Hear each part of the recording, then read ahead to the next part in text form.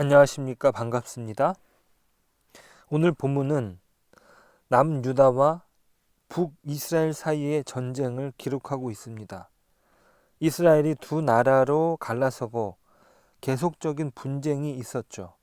한쪽은 10개의 지파가 모여 나라를 이루었고, 그래서 이스라엘이라는 명칭을 그들이 가져갑니다. 그리고 나머지 2개의 지파는 유다와 베냐민 지파로 유다 지파의 이름을 따서 유다라고 부릅니다. 오늘 등장하는 유다의 왕은 아비야입니다. 유다의 1대 왕이었던 르호보암의 뒤를 이어 세워졌습니다.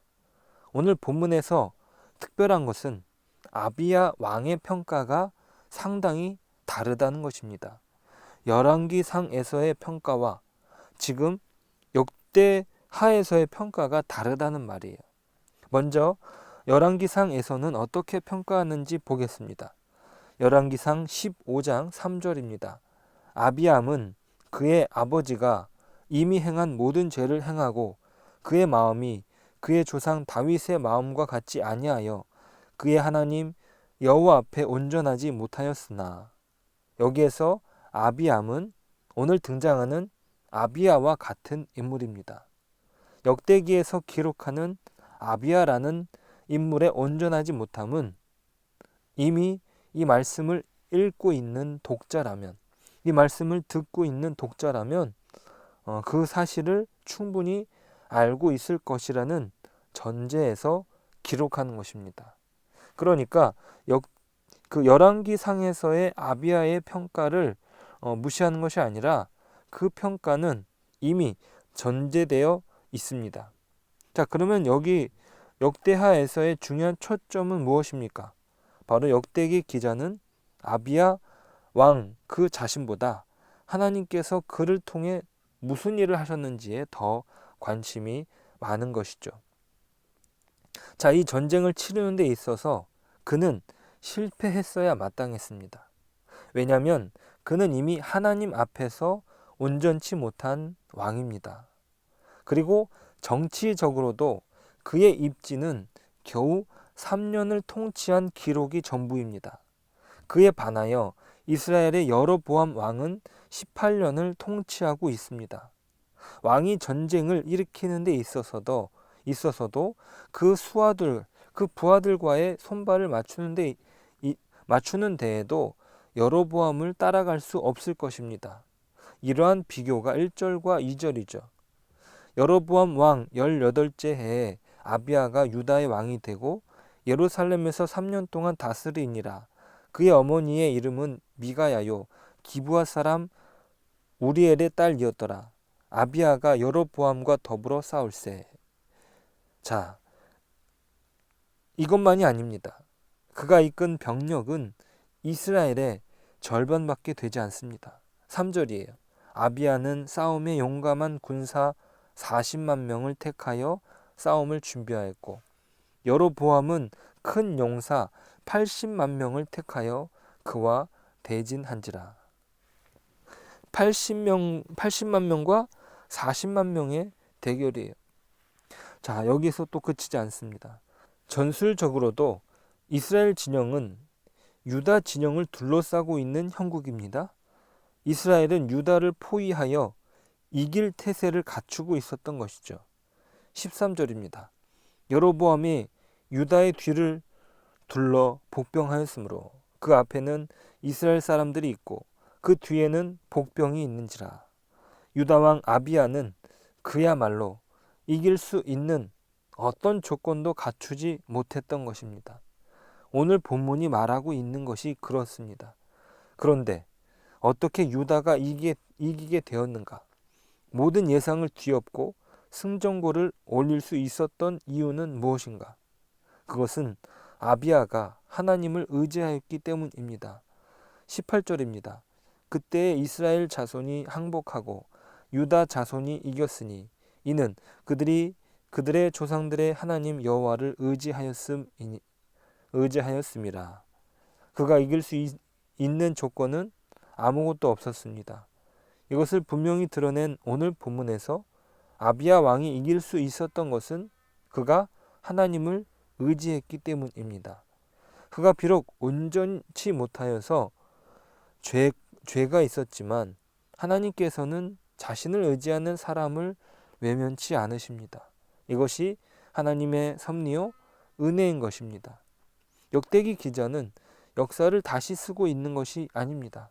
역대기 기자가 기록하는 것은 불완전한 사람이라 하더라도 하나님을 향한 믿음과 신뢰, 그분을 의지한다면 희망이 있다는 것을 강조하는 것입니다. 이것이 열왕기에서는 기록되지 않은 숨겨진 이야기였던 것이죠. 열왕기에서 아비야의 이야기는 8절에 불과합니다. 하지만 오늘 역대기에서는 그 3배에 달하는 내용으로 말하는 것이 그렇습니다. 우리 인간들에게 진정한 희망은 누구인가? 그분은 하나님이시다. 그리고 그 희망을 위해서 필요한 것은 무엇인가? 그분께 부르짖으며 나아가는 것이다 라고 말하는 것이에요. 하나님의 은혜를 받기 위한 조건은 무엇인가? 라고 말할 때 그것은 하나님 앞에 엎드리는 것밖에 없다는 것을 분명히 하는 것입니다. 이 메시지는 포로 후기 공동체에게 반드시 필요한 내용이며 우리에게도 동일한 이야기를 합니다. 이들이 절대적인 열세 속에서 승리할 수 있었던 것은 이들의 조상이 여리고성을 취했던 그 방법을 사용하는 것입니다. 전쟁의 방식이 아니라 하나님께 나아가는 예배의 방식을 취하죠. 14절부터 17절입니다. 유다 사람들이 뒤를 돌아보고 자기 앞뒤에 젖병으로 말미암아 여호와께 부르짖고 제사장들은 나팔을 부니라. 유다 사람이 소리 지르매 유다 사람이 소리 지를 때에 하나님이 여로보암과 온 이스라엘을 아비야와 유다 앞에서 치시니 이스라엘 자손이 유다 앞에서 도망하는지라. 하나님이 그들의 손에 넘기셨으므로 아비야와 그의 백성이 크게 무찌르니 이스라엘이 택한 병사들이 죽임을 당하고 엎드러진 자들이 50만이었었더라.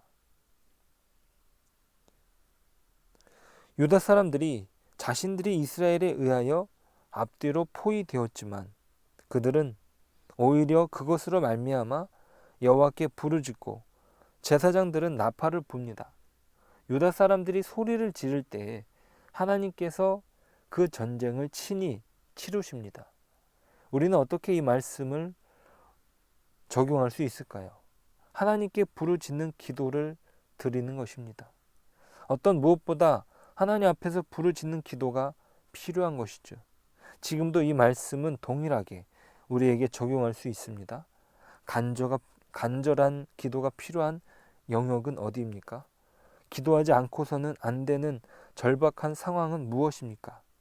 우리에게 부족한 것이 없다라고 생각하면 우리는 부르짖지 못할 것입니다. 우리는 아직도 기도하지 않고서는 안 되는 절박한 우리의 영적인 상황을 돌아보아야 합니다. 우리의 북녘 땅을 생각할 때 그곳을 생각하면 우리는 기도할 수밖에 없습니다. 어찌 그런 절박한 상황 속에서 우리가 기도하지 않을 수 있겠습니까? 우리는 신앙의 자유가 없는 북녘 땅을 생각할 때 그곳에서 힘겹게 신앙생활을 감당하고 있는 그 땅을 생각할 때 우리는 기도할 수밖에 없습니다. 코로나로 인해서 어려움 가운데 있는 선교지를 생각할 때 우리는 엎드릴 수밖에 없습니다. 지금도 죽어가는 영혼들, 영원한 생명을 모르고 죽음의 문턱에 맞닿아 있는 우리의 형제와 이웃을 생각한다면 우리는 기도할 수밖에 없습니다. 우리가 기도하며 나아갈 때 하나님께서 일하시는 그 사실은 이전이나 지금이나 변함없습니다. 우리가 여전히 영적인 전투 가운데 있음을 우리가 잊지 않으며 오늘도 주님께 우리의 절박함을 아뢰고 부르짖는, 그래서 하나님의 역사하심을 보게 되는 저와 여러분이 되시길 축복합니다. 기도하겠습니다. 하나님 감사합니다. 전쟁은 여호와께 속하였다고 했습니다. 이 전쟁은 하나님께서 행하시기에 우리가 엎드립니다.